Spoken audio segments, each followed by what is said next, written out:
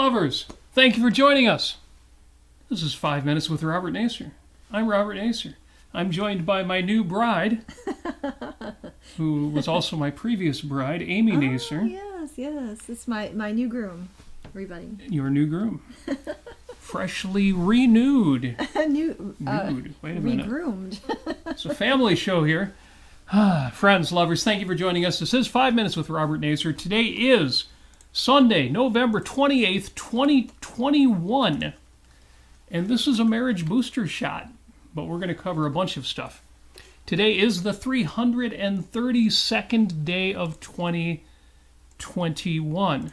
Oh. I mentioned last week I bought eggs. Eggs, fresh eggs. A dozen eggs. Cage-free, mind you. Cruelty-free eggs. Isn't that all touchy-feely? But the expiration date on the eggs was January 1st.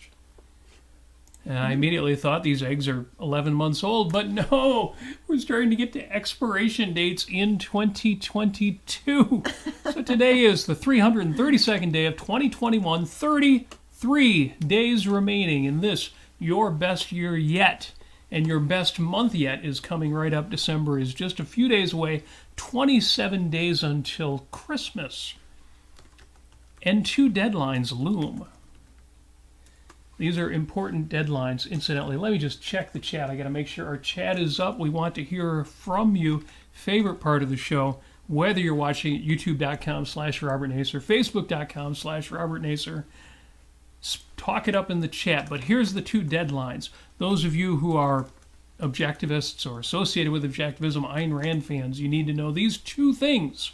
And they're both today, Sunday, November 28, 2021. First of all, if you went to OCON or went virtually to OCON electronically by remote, your access to all of those video replays of everything that happened at OCON ends tonight. So that is something to remember. I've got a couple I need to look at after the show before they all go away. I'm not sure how hard and fast that deadline is, but at least in theory it all goes away tonight. The second deadline, which we mentioned last week, is that this is the final day to order via Kickstarter Luke Travers' new book, Stories in Paint. This is your last chance to get in on that first edition Kickstarter.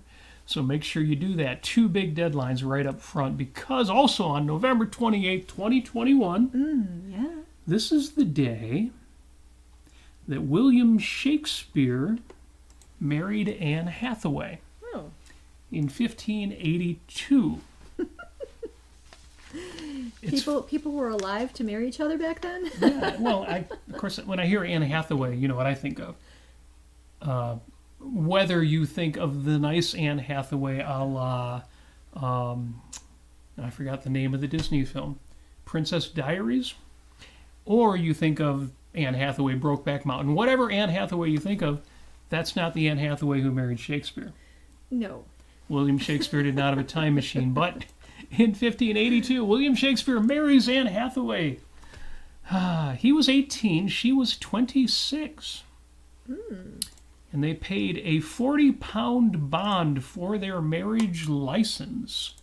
You know, in the old days, you had to put money up. If you were going to marry somebody, you had to prove this is a union that's going to have some financial stability. So this was the wedding day of William Shakespeare and Anne Hathaway, one of the greatest writers in history, and in my mind, one of the great marriages. There's a lot of stories about, because not much is known about William Shakespeare. In fact, I've got a link to some of those mysteries in the show notes you can read. Not much is known about Shakespeare's early life. He's a bit of an enigma, and there are people who've carried that forward to his marriage. Maybe he wasn't really married, or he was really married, but maybe it was a marriage of convenience. There are people who have questioned William Shakespeare's sexual preferences. I like to think of it just as William Shakespeare, one of the greatest minds and greatest writers in history, married the woman of his dreams and lived happily ever after.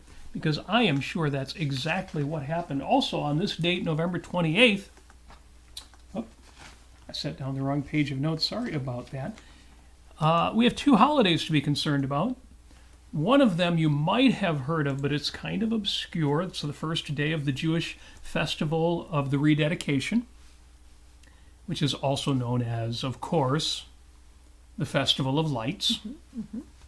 and some people call that Hanukkah. So happy Hanukkah to all of our Jewish friends, and we have quite a few listeners and friends out there who are celebrating the first day of the Jewish festival of rededication. Hope you've got your menorah candles in place and are doing whatever it is you do with them. I don't know anything about this stuff. I just know people are enjoying the holiday. But even more important, on this date, November 28th, it is National French Toast Day. Oh. Oui, oui. Oui, oui. Although the funny thing there is that the French do not call French toast French toast. It's called pain perdu, or lost bread, because you can literally use stale bread to make French toast. Yes. Yes, and of course it's not called French toast because it's French. For the same reason that we have French fries or French-style green beans, it's called French toast because it's French. It's sliced. And although I still remember when we were giving the French a hard time over the war in the Middle East and started calling French fries freedom fries. I don't know if anybody actually did that, but it was kind of a fun joke anyway. So yes, French toast goes back to the Roman era, at least according to the Wikipedia article and also history.com, and if they agree, it must be true. Fast forward to the 1400s, you'll find a similar recipe in the court of Henry V, where lost bread attracted many fans. Well, that's good. If you can find something besides croutons to make out of old bread, I think that's a win right there. Yeah, you can also make bread pudding and all sorts of things. Bread pudding. You can use that for the old Victorian plum pudding. You can use stale breadcrumbs in that. And if you're like me, you didn't learn until you were 30, 40, maybe later. What do you mean bread pudding? Plum pudding? Well, of course, in England, pudding just means dessert. Mm-hmm. It doesn't mean like that gelatinous goo like chocolate jello, which is what I think of when I think of pudding, of course. Chocolate mousse? Like chocolate mouse, yeah. Exactly. Well, I guess those of us who grew up with Pink Floyd, if you don't eat your meat, you can't have any pudding. And we as kids imagine, what was it about beef that was so big a deal that you couldn't have chocolate pudding? But, of course, if you're British, those words don't mean what we think they mean. They just mean if you don't eat your dinner, you can't have dessert. Well, why didn't they just say that in the first place? So what are we listening to today? This week. I'm thinking today because what we're listening to is Ocon 2021, catching those replays before they go away. The other thing I was listening to this week was one of our old podcasts, our marriage episode. How nice. We did an episode on marriage, which also included my secrets of a successful marriage, which I thought was a very good series, if I do say so myself. Yes. And I do. So any of you who are married or contemplating marriage, if you want to know the secrets of a successful marriage, I gave them all away. I could have written a book.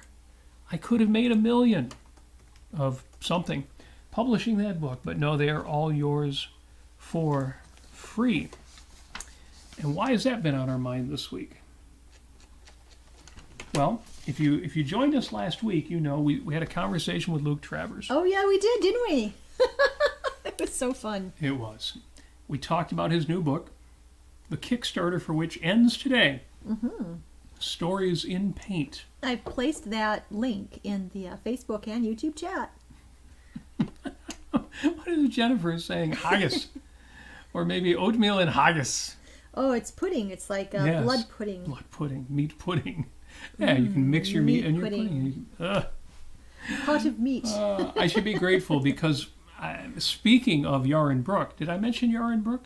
Oh, we've got a schedule conflict with Yarn Brook. If we don't wrap up before 7 o'clock Eastern time, which is 8 o'clock Puerto Rico time, or as he pronounces it, Puerto Rico, there's an overlap. Come on, there's a schedule stop conflict bragging there. on Yaron. Am I giving Yaron a hard time? I'm not just getting anybody who says Puerto Rico. Although the funny thing is, I looked it up. They actually do pronounce it Puerto Rico. Yeah. Like natives pronounce it Puerto Rico. Even That's though it very is Puerto Rico. Yeah, that is what it is, man. It's A is a... It's an oversensitivity on my part. Is Puerto. Puerto is Puerto. Is Puerto. Puerto is Puerto, and Porto is Porto, and A is A, and Christmas comes at Christmas time. Yes. And that's a bit of an in-joke there, but Amy and I are going to be writing our Christmas rock opera. Or is it Christmas carols or a Christmas punk album? It's going to be fun. Yes. More about that later, because frankly, what I just said is about all we've got. So, yes, marriage is on our minds. Amy and I just renewed our wedding vows. We mentioned that last week during the Luke episode. We went to the scene of the crime, the same chapel where we were married 21 years ago, and got married all over again. Again, Amy got a big fancy dress. I did get a fancy dress. Very pretty. Not white, but then, when you get remarried, you can't wear white again for the obvious reasons, Right. which I won't even explain because there may be children in the room. Like it actually meant anything on my wedding. No. Yes, you were. But you were we had a lovely. completely, It was my combination of my favorite. I should say my favorite color combination, which is basically like a mint green or a light teal. In this case, it was a mint green, and a deep, like a true deep red color. And you put those together, and magic happens. Magic in your eyes, and you're like, "Wow, man, totally trippy." Anyway, actually, no, it's really beautiful. Oh, look at this. Robert has some photos up here. So for anybody who's catching this show on video, yes, we get a bit of a slideshow for a moment here. Oh, that's lovely. Look at that. How lovely is that? Now Wow, there's Yes. me. So beautiful. Yeah. That camera caught it a little cold. It's slightly greener than that, but it's pretty much a light blue, mint green. Yeah, it's a mint green, and then my hair was super red, like it's kind of is like right now. Just like that. And we've got the red roses and the white astrameria, which was our original wedding flowers. Oh, and there's us with Luke coming up here. So great. And then our good friends Caton and Sean, which I think some of you have met on our show when we interviewed him, and there's us at the Greenfield Village. So I want to say a couple words about vow renewals, about renewing your wedding vows, or what I call a marriage booster shot, because everybody loves the topic of booster shots these days. They love it. I have a couple words to say about that, and my words are, I'm for it. Oh, you're for marriage and having a booster shot? I'm for wedding vow renewals. Oh, yes. I think I am too, as a matter of fact. It shouldn't only be jewelry stores who get to ask the question, would you marry her all over again? And then convince you to go out and buy a ring. Yes. I didn't buy a ring this time. We did that last year. Was that last year that ring was? Yes. Yes. We did do an online vow renewal last year. Not quite the same as doing it in person. But yeah, my only thoughts on vow renewals are I'm for it. I'm all about that. And I'm oversimplifying on purpose, but in an article on 7 ways to be more romantic, which is in the show notes, the 4th item on the list of 7 is revisit or get to writing those vows. And one of the things that was fun about our wedding and about our vow renewal is that we actually wrote our vows. Yes, we did. There's a lot of good wedding vows out there. We also had prefab wedding vows out there. We had a lot of help in our wedding vows, I should say, 21 years ago from our good friend and philosopher. I think some of you know who she is. So there's a lot of good wedding vows out there, but they're generic. And I think these things need to come from your own first-hand thinking. Yes. So, Amy, you had brought up some of that. Do you still have the... I do. Yes. I know you wanted to mention some of the... So should we go back to not playing the slideshow, or... Oh. Yeah. Have we had enough slideshow? Let me... We can put that back up Hey, in just a bit. Hey, look at that. Look at us. Okay. So I hope you enjoyed that slideshow, courtesy of Robert Nasir. Thank you, Robert. If you're not on Apple Podcasts or Spotify Podcasts. And the reason I say that is because I usually re-listen to our shows afterward, and I'm always out on a bicycle when I do that. So I'm talking to myself. Yeah, so, okay, Anyway, so we yes, started out, Amy. so the vow, should we do vow renewal, or should we get into the original wedding vows? What did you want to say about the original wedding vows? Well, I should say this. I do believe that we used this particular phrase in both the wedding vows and our marriage vows. And see if you can identify who said it. Who said it? Okay, this is a quote contest. Who said this? So go ahead and go in the chat. Let me know who you think said this. Okay, here it is. Good. Love is the expression of one's values. The greatest reward you can earn for the moral qualities you have achieved in your character and person. The emotional price paid by one man for the joy he receives from the virtues of another. Sounds awfully philosophical. That's awfully philosophical, but Can you give me another quote by the same author, and that will help me guess? Okay, so this is another one. So this is from the Vow Renewal. I will ask you to project the look on a child's face when on a child's face. Now, I have to say, for folks who are hearing this, this is during the lighting of the Unity candle. Yes, we had a Unity candle. And particularly the fire, the flames. As a matter of fact, candles donated to us from the lovely Aurum Naturals Company, maker of the best candles in the world, 100% beeswax, Aurum Naturals, that's AURUM Naturals. Yeah, and, link in the show notes. Yes. Aurum-naturals.com. But just think of a candle, think of a fire when you hear this quote, as you try to guess who wrote this or who said this. Well, I think we have a couple of correct answers so far in the chat. Okay, so give here, credit where credit is due. This is from the same author that I'm going to read this quote. Okay. I will ask you to project the look on a child's face when he grasps the answer to some problem he has been striving to understand. It is a radiant look of joy, of liberation, almost triumph, which is unself-conscious yet self-assertive. And its radiance seems to spread in two directions, outward as an illumination of the world, and inward as the first spark of what is to become the fire of an earned pride. There's more to the quote, but I didn't actually read it at the Vow Renewal. It's no surprise that Jennifer jumped in first with the right answer. Oh, Jennifer, you win. You win my love and affection forever. Yeah, well, we'll come up with a prize. Yes. One of the prizes for anybody who guesses correctly or guesses incorrectly, one of the prizes is a Christmas card from the studios of Robert and Amy Nasir. That is right. Because, and this is, I'm jumping ahead a little bit because I was going to save this for the very end, but it could be a short show this week. Don't I always say that? Could be just 5 minutes. We are once again, as we did last year, sending out Christmas cards to everybody. Now, if you get a Christmas card from us, you can assume you're not just everybody. You're probably at the top of the list.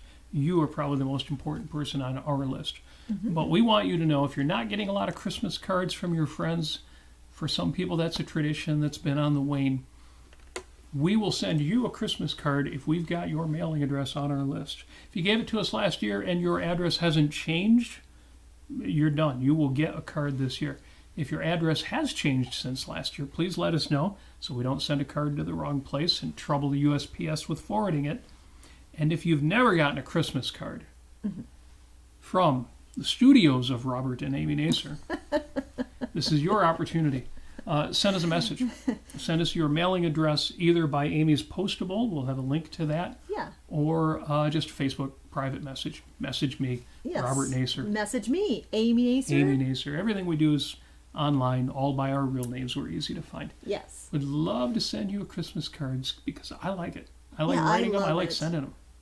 You know, and Robert, by the way, is the world's best calligrapher. I am a lame calligrapher, but Amy likes it. No.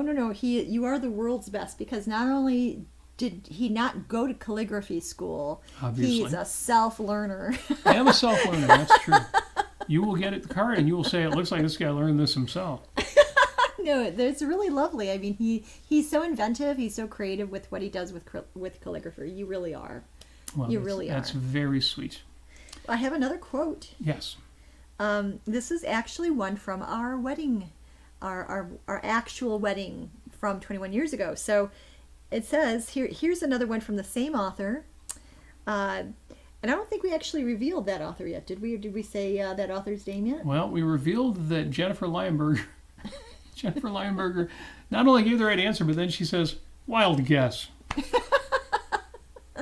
So if anybody's following the So here's actually chat. there's actually two quotes here, and they're basically in the same theme of love and how this author defines love. So one gains a profoundly personal, selfish joy from the mere existence of the person one loves.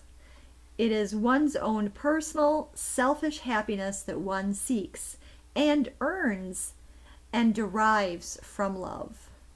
That's consistent with Robert Heinlein, who said, love is that condition in which the happiness of another person is essential to your own. Yes. And it's a common theme throughout history, that idea that I can't be happy Right. unless I know that you are happy. Yes, Yes. But this author makes it very, very clear that it's a selfish joy. Absolutely. And it starts with you. So it is for your own happiness that you need the person you love. And that is the greatest compliment, the greatest tribute you can pay to that person. So isn't it a wonderful feeling to know that you inspire somebody to love you, and that reciprocal love is so very inspirational between two people? Well, I hope the people who listen to this podcast feel a bit of that. Yeah. I love you, and you must be awfully awesome for me to love you, Yes. because I am awfully awesome. Yes. That is good. Yes. That It's is an wonderful. elevating thing. Incidentally, I'm just keeping one eye on the chat here because there's some great stuff here. Narendra chimed in and said, 2 Christmas cards. Last year, I didn't know how to send Christmas cards to India. This year, I still don't know. So if I get requests from countries where I don't know how to send you a card, if you know, let me know. But otherwise, I may have to send them virtually. So last year, for example, I sent one to Narendra virtually by posting a video of writing the card online. We may have some fun that way too. Okay, I'm going to do one more quote, and then we shall reveal that author of all of these quotes. So this quote is by the same author. Yes, and this is Okay. also from our wedding, and it goes, "Love is the expression of philosophy." What? Philosophy? Who would have written that? Now get this, of a subconscious philosophical sum. That's pretty deep. Subconscious. So in other words, you have this philosophy in your subconscious, and this automatically produces a sum somehow. So it's an expression of this subconscious philosophical sum. And perhaps no other aspect of human existence needs the conscious power of philosophy quite so desperately as love. When that power is called upon to verify and support an emotional appraisal, when love is a conscious integration of reason and emotion, of mind and values, then, and only then, it is the greatest reward of man's life. Now that's a pretty interesting philosophical. That's a very philosophical statement about love, I must say. If anybody has any thoughts on that, please go ahead and let us know what you think about that in the chat. How is love an expression of philosophy? What do you think? Yes, and a subconscious philosophical sum. Right. Well, we know that emotions are automatic integrations of subconsciously held values. Oh. Yeah, So is that if where they come love from? is the emotion that proceeds from the attainment of one's values. Yes. Excuse me, if happiness is that which proceeds from the attainment of one's values, and to love is to value, that sounds pretty consistent with the philosophy of, I think it's on the tip of my tongue. I forget the name, I'll have to look at Jennifer's answer. Ayn Rand. Oh! Ah, yes, such good stuff. You know, it's really amazing what she wrote about love, and I'm really grateful to her for writing all of this. And Actually, that was my very first assignment when I was about 20 years old, 19 or 20 years old. I wrote down all of her quotes about love, and a lot of it actually came out of the Romantic Manifesto, and in some other sources too. But I mean, I just absolutely just anything. Whenever she talked about love and sex, I'm like, I'm writing that down. Yes. So it's so great. So lovely. Yep. Narendra writes, but practically you see a person and you recognize your nature in another. Mm-hmm. And that's Aristotle's idea. Yes. Of a friend being somebody who is your second nature. Or the idea of kindred spirits from Anne of Green Gables, which we've talked about a lot on the show. So guess who said this? You chat people who think you've got it all figured out. No, you people who know it all. That's right. You ready? Yes, all right, you I'm are. ready. Because I don't know either. Love looks not with the eyes, but with the mind, and therefore is winged Cupid painted blind. Love looks not with the eyes, but with the mind, and therefore is winged Cupid painted blind. Is that Shakespeare? That is the man who was married on this date in my 1582, gosh. William Shakespeare, I wasn't even sure. I was in A Midsummer Night's Dream. Oh my goodness. Yes. Well, And, congratulations, whoever guessed the same. Well, I thought of that. I hadn't even included this originally in my show notes, but Jim, just before the show, posted that he has a recurring dream of marrying. Now, I forget who he dreams of marrying. I think it was Grace Kelly. But then later in the dream, he finds the image shifts to Eleanor Roosevelt, which I thought was hilarious. And my immediate thought in reaction to that was, well, if you get old enough, the idea of being married to Eleanor Roosevelt might not be as horrifying a thought. It's one of the things I've learned is that we all grow up, and sorry, I'm just looking at that post to make sure that I remember it right. Yes. This is Jim writing. I begin walking down the aisle with my fiancée, Grace Kelly. It feels so wonderful. When we get to the altar, I turn and lift her veil, and it's Eleanor Roosevelt. Terrifying dream. I wake up in a cold sweat. 50 years from now, I may look more like Eleanor Roosevelt. So, you just... I don't age. It's why I like to be reminded that love looks not with the eyes, but with the mind. Of course, we all know the reality is that both of those are true. It's a false alternative. I think it's a wonderful thing to get older. Is. I really do. Get older. To get older. There is that whole upcoming death thing. But, other than that, you're wiser. You are more comfortable in your own skin. And you're more comfortable with your loved ones, hopefully. And it's a wonderful thing. So it's you don't have to. You've automatized so many values, and you have them at the ready at your fingertips right away, and it's just the world is so much more open to you, I feel, when you get older. Well, that's true. They do say a lot of us come into our prime in our 50s, mm-hmm. which seems bizarre. I wish I was 25 or 30 again, had that strength, that power, that cockiness, that self-confidence. And then I realized, well, no, in my 50s, I'm actually stronger in so many ways and more self-confident in so many ways than I ever was in my 20s. And at this age, you've got experience, you've got acumen, you've got financial resources, you've got the things that if you lived reasonably well, make your 50s great. So we'll see about the 60s and 70s, but I guess I've every reason to believe that will remain the case. So, talking about romance, talking about marriage, talking about our vow renewals, I did put a link in the show notes to our marriage episode with my 5 secrets of a successful marriage, originally published over the Valentine's holiday a few years ago. So I thought I would go somewhere else And where I went was a link that we posted in that previous episode to an online article, kind of a good one, not a big deal, but okay, called 7 Thoughtful Ways to Be More Romantic. And I couldn't resist going over this list real quick. Number 1, first, put in the work on yourself and for your own sake.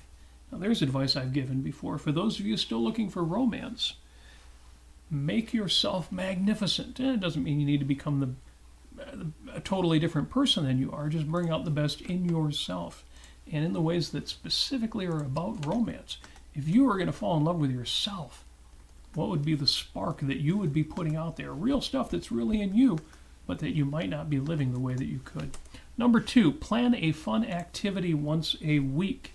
Well, that's going to go to my homework for this episode, so I'll hold off on that for a minute.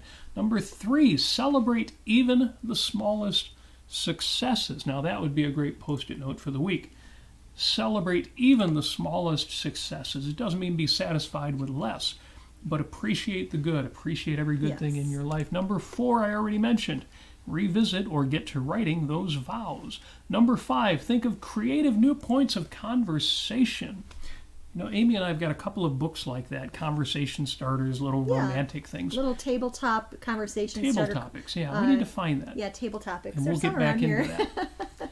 Number 6, and this one, if you'd asked me or mentioned this 20 years ago, I might have resisted it. I wouldn't be against it, but I would say, oh, that's not that important. Number 6, befriend other couples. Well, we have done this, but we not have done intentionally. that, but Amy and I tend to be naturally self-satisfied. We don't spend a lot of time socially. It's, you know, close friends and family, yeah, but we have more in the past, obviously pre-pandemic, but still, even then, we are very introverted, and sometimes you have to kick us dragging and screaming to get out. And again, this is the kind of advice I would have resisted in the past.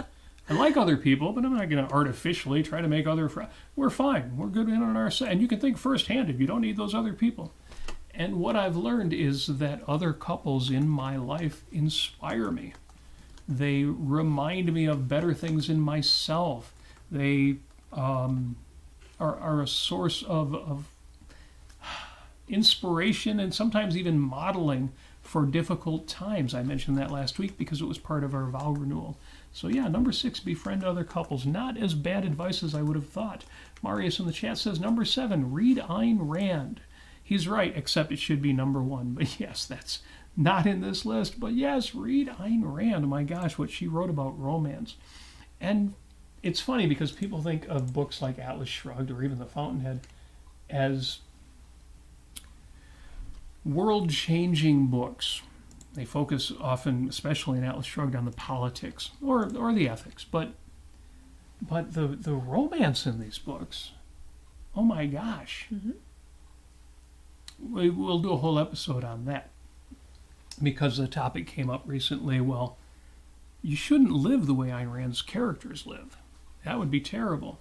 You shouldn't blow up buildings. You shouldn't rape the woman of your dreams. You shouldn't. There's a lot of things you shouldn't do exactly like Ayn Rand's characters didn't do. quite help that. In other words, this is fiction. Yeah, it doesn't mean what a simplistic view I should say would think it means. Not only is it fiction, but it's highly contextual fiction in which you really do need to be actively thinking while you're reading it. Yeah. So we need to talk about that. Face value stuff. It's not like reading. I mean, I love Harry Potter, but it's not like reading Harry Potter. It's actually engaging, and it really challenges your thinking, and that's what I do love about it. Yeah. Yeah, well, that's a lovely a list of things, Robert.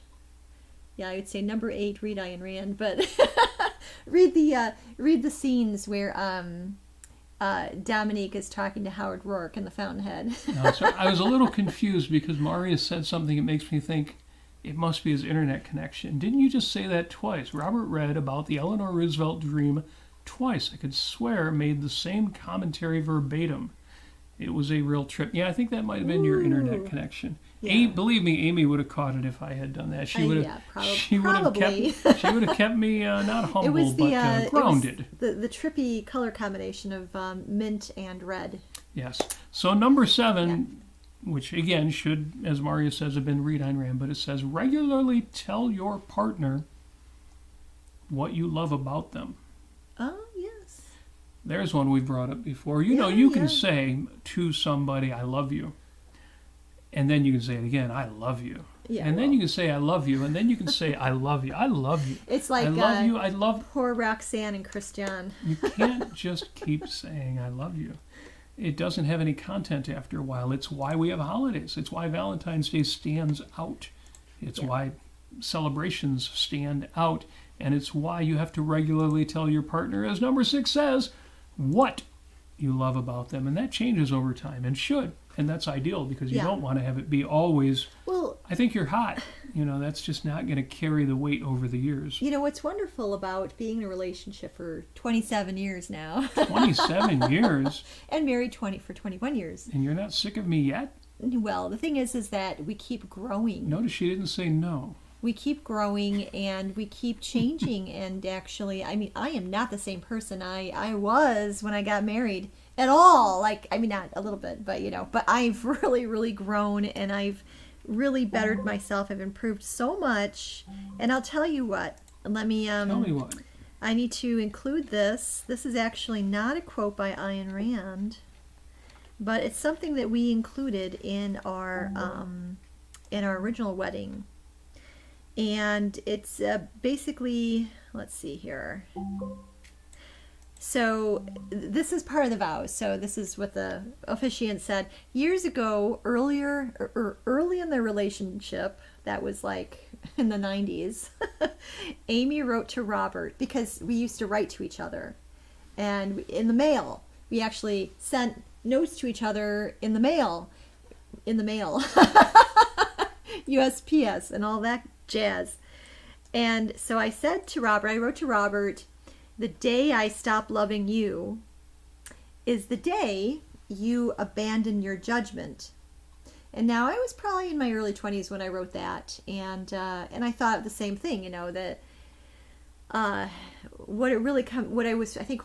was really trying to say there was that, philosophy and love and all of the things that our values stem from is our method of thinking, is our ability to reason, is our ability to judge things. And so I was making that connection between values and love and loving Robert and loving myself and epistemology. And epistemology is so sexy, but it is actually. And so then Robert then replied, I have caught myself thinking at times, most times, of our love in years, in terms of a lifetime. Well, we're almost there. You remember this? And have accepted that while I may be right, it is a bit premature to assume such things. But I can say that I will never abandon my mind's discernment. As long as you are you, I will never stop loving you. But don't take my word for it. Let me prove it to you. Well, I've been proving it for 21 years. Yes. Is it seeming pretty convincing at this point? I think so. I think our wedding vows were very idealistic. It's a good thing we've met those ideals. So, Marius on YouTube says, ha ha, not quite the love letters I would have expected. Well, those love letters we didn't share on the podcast. We could have shared those 32 episodes ago. Yeah. When we had episode 69. Maybe we'll revisit the topic. We did promise to, and we did one post 69 afterplay episode, but that's true. Actually, I think we might have done two. Maybe that'll happen during Drunken podcasting. We'll see. Yeah. We still need to pick a date for that, don't we? I know we do. Maybe it'll be next week. Amy's Drunken podcast adventure. Yeah. I'll have just I'll imbibe a bit, and then I will try to read the real saucy bits of the Fountainhead. Well, that's a clever idea too. But what you originally committed to was what was it?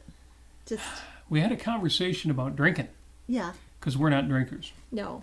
Not really. And so Amy mentioned that, I never get really, really drunk. And so, if I just had like 3 shots of tequila, it wouldn't be a big deal. But if I drank a lot, and my reaction to that was 3 shots of tequila is a lot. Amy still holds that, no, if she did 3 shots of tequila and we did this podcast, you'd hardly notice. And that's where the idea of Amy's Drunken podcast adventure came from. So yes, we're going to do that. Just like, there's the Drunken History program and Drunken this, Drunken that. We could have Drunken Philosophy, I suppose. Drunken Philosophy. But actually, that doesn't exist. I thought, like, most philosophy out there is drunken philosophy. Yes. It's deadbeat philosophy is what it is. Or stoned philosophy.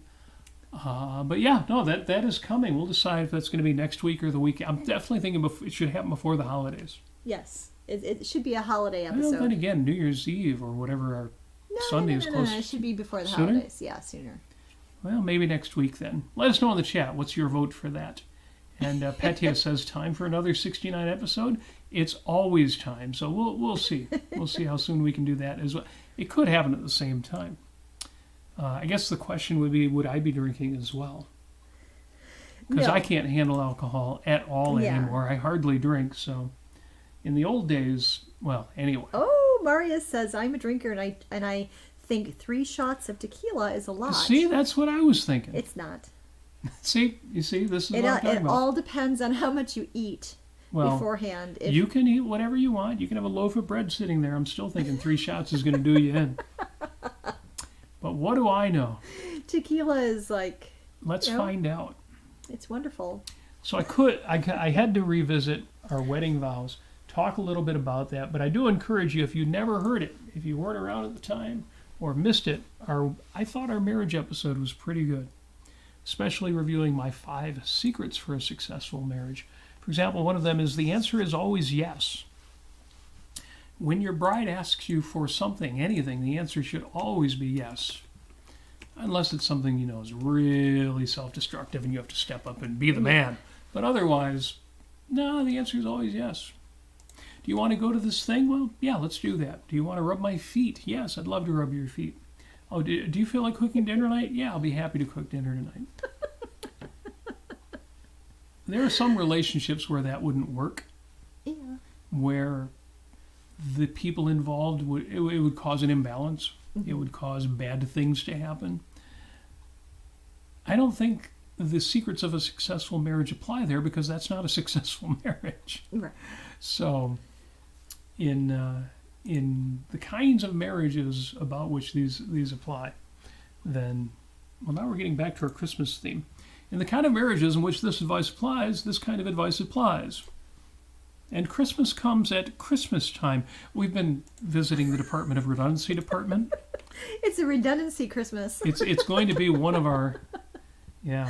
And unfortunately, it's a little bit derivative because as we were making up lyrics for it, I realized that our good friends Mark and Kayla, who recently starred in an off-Broadway, by off-Broadway I mean here in Michigan local theater, really version off Broadway. Monty Python's Spam-A-Lot. Yeah. And there is a song in the show that's called The Song That Goes Like This. Yes. In which they sing, this is the song that goes like this. Yeah. And that's been done before in pop music and rock music too. And, the chorus goes like this. Even that wonderful song, Hallelujah, does the same thing where the first verse describes what the first verse is doing. Christmas is a time for Christmas. But I still can't resist. We're going to do an A is a Christmas song.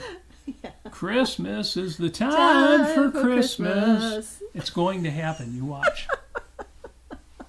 I don't know. Did I have a tequila earlier? I don't know. You did not. But we do have a nice comment from Jim. Oh. This is going back to when we were defining what love is and how it relates to values and how values stem from your own person, your own being, your own ego.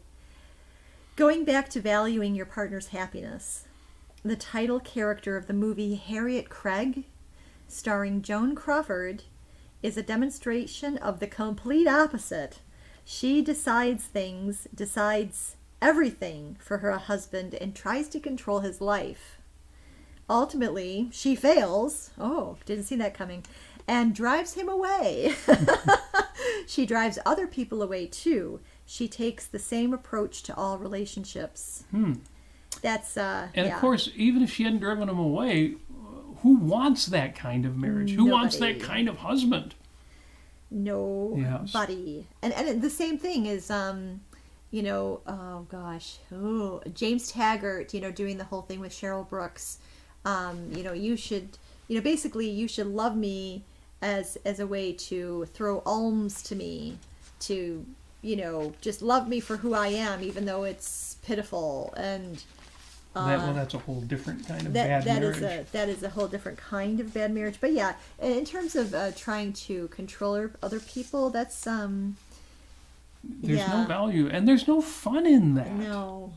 And I think it's being a jerk is not fun. It's a way that people express their insecurity about themselves and their feelings that they don't really have a grasp on reality, or they're not efficacious in the world. And so they try to control other people. Which only makes them more miserable. Yeah. Yeah, they don't really learn the value of self-love. Malevolence doesn't work. Yeah. It just doesn't work. It's that old mafia idea.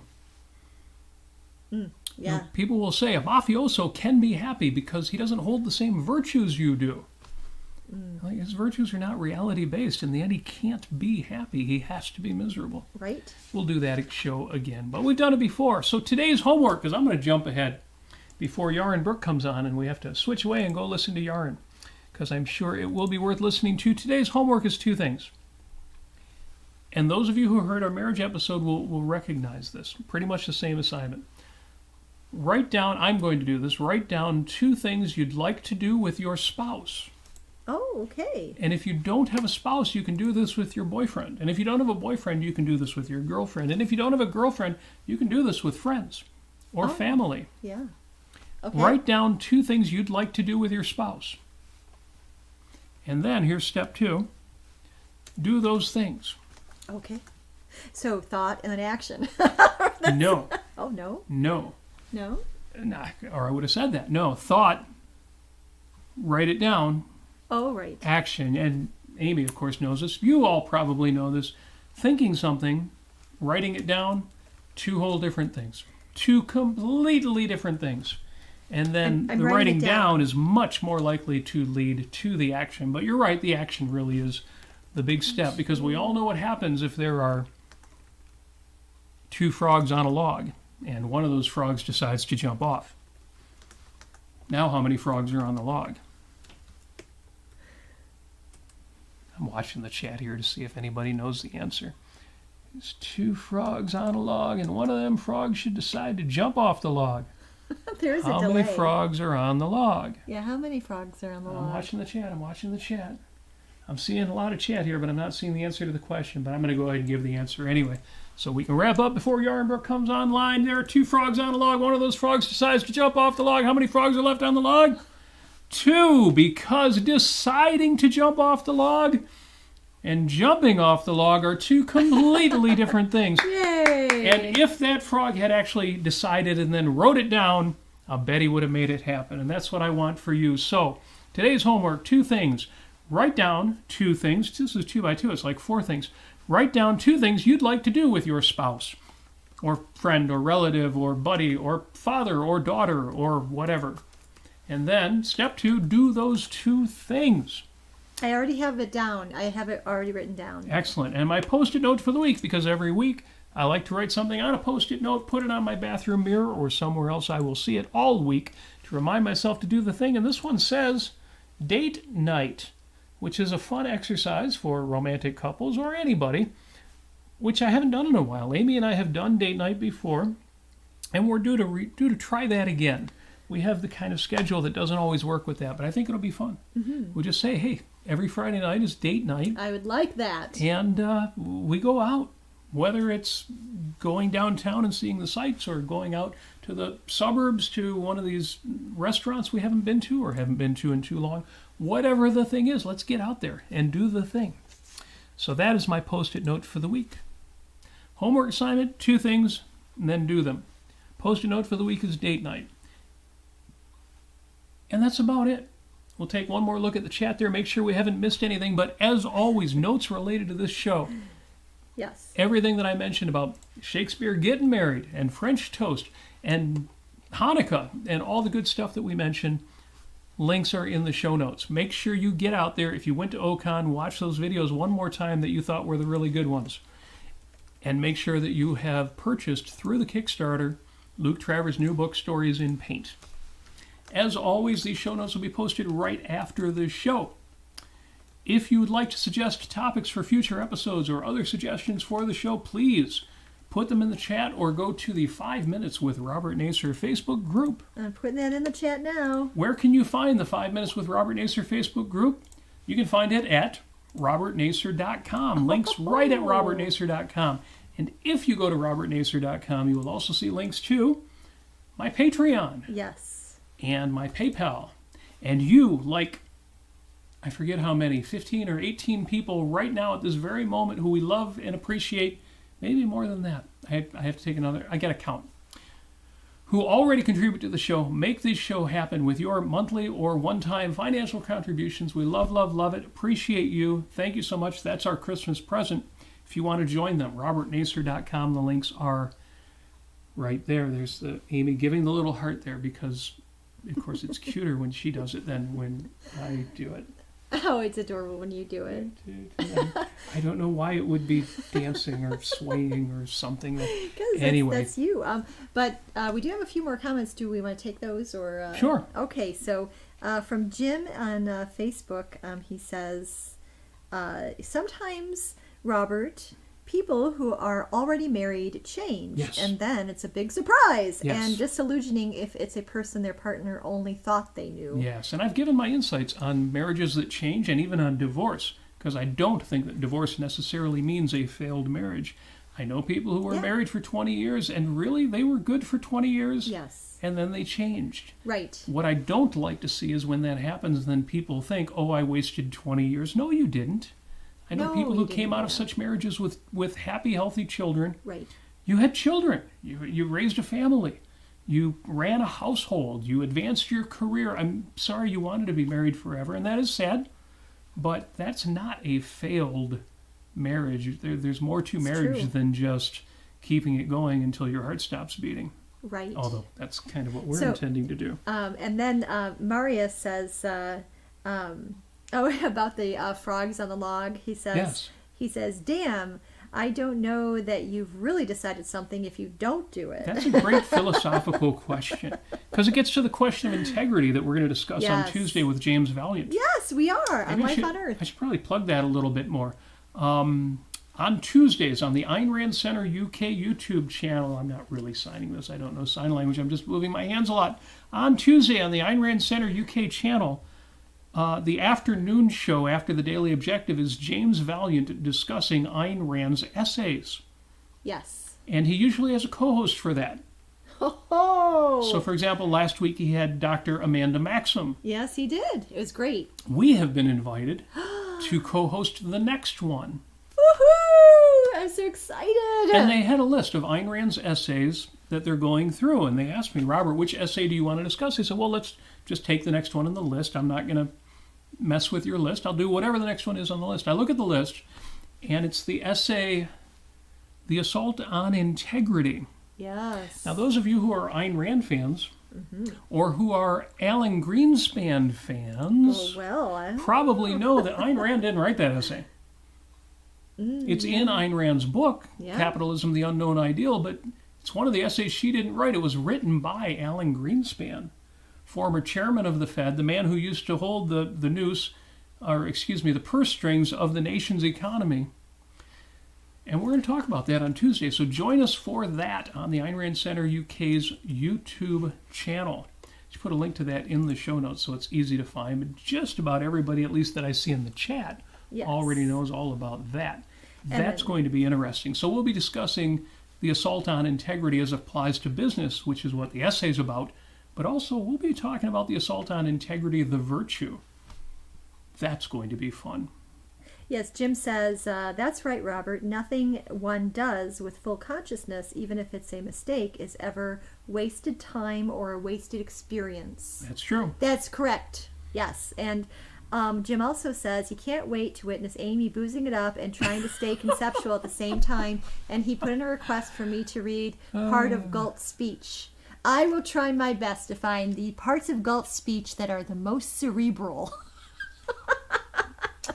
And it's going to be great. Yep. Now I've got to find this because Scott says it's a quote from Kirk Cousins, but I don't see the quote. He writes, "Sure, they say they'll talk about integrity, but will they hold true?" Oh, you mean is the "I don't know that you've really decided something if you don't do it"? No, this is Scott, not Marius. Right.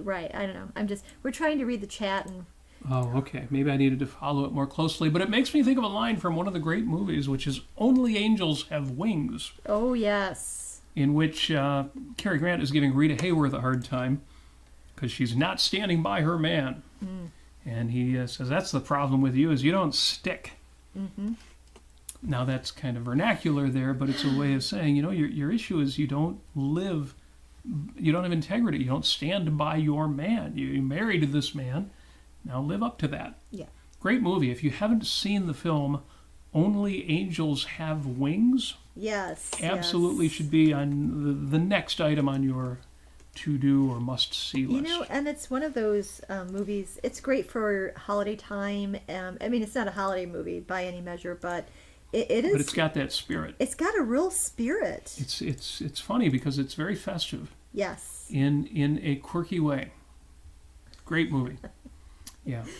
All right. And with that, I think we can wrap it up here. And how on earth could you have a movie with Rita Hayworth and Jean Arthur? Yes. Jean Arthur comes across as the gal you want in this movie and not Rita Hayworth. How does that happen?